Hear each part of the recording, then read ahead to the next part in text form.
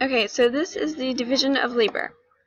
So the division of labor is the assignment of different parts of a manufacturing process, and it is where different people are assigned to a task to improve efficiency, and it's much like an assembly line. It uses certain individuals by giving them the tasks that they would complete most effectively and efficiently. So how it works is that people are separated into different jobs, and everyone that is in a job, either individually or in a group, completes that task, and then they all are working together to complete a bigger picture. These systems were often used in mass production.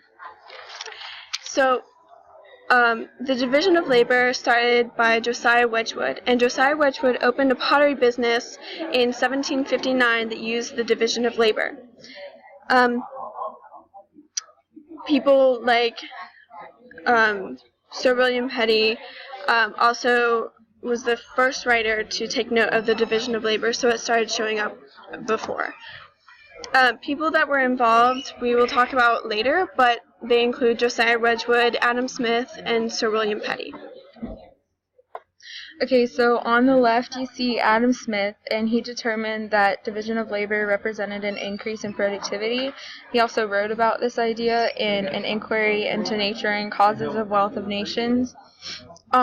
He thought that division of labor also led to greater skill, and he tried to match skill with equipment.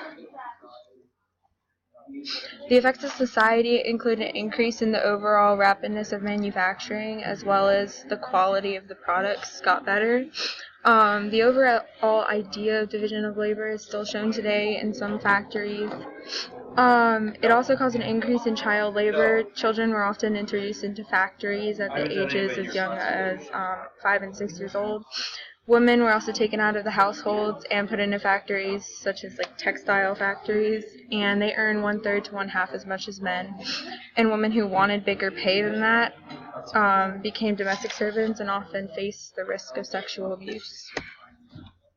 The effects on production, as I mentioned before, is the products generally got better in quality, and they became easier to produce. And so inventions that would have seemed too complicated to make with your hands and by yourself would become easier to make as like a group in the division of labor. And in the technological revolution, mass production and division of labor were two innovations that spurred industrialization. For example, porcelain in China were important and greatly demanded throughout the world that were made easier thanks to the division of labor. So, for example, there'd be separate steps to make porcelain, such as like the mixing, the dipping the pieces, putting handles on the cups, painting them, and so you would find somebody whose skill was painting it, and then you would divide the labor so that they only paint the cups and don't do any of the other tasks. Division of labor in the Industrial Revolution was very important. Prior to the Industrial Revolution, people were mostly self-sufficient. Division of labor made people specialize and make them a lot less self-efficient. Using it to make products in the Industrial Revolution was good because since people had become such less and less self-sufficient, like they were farmers anymore, division of labor led to the increased production, and therefore people could buy more products. In mass production, division of labor made it possible to make a lot more products in a lot less time, and have them be a lot higher quality. Because each step in the process is to make the product by one person, they could make many more than just one a day. And also because there were so much more of them, they were at a lower cost, which made them more affordable for everybody else, and the demand went up.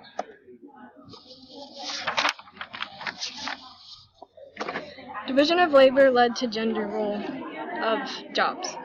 Before, men and women worked together at home, on the farm, and in some factories. After the Industrial Revolution, people began seeing the concept that women should stay working at home and that men should work in factories and provide for the family.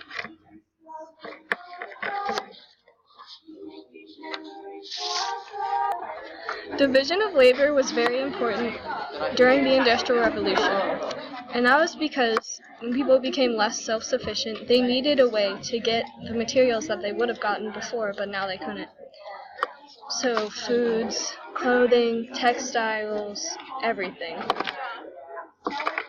Division of labor made production rates go up a lot, and during the Industrial Revolution they increased even more dramatically, and that is why division labor is important.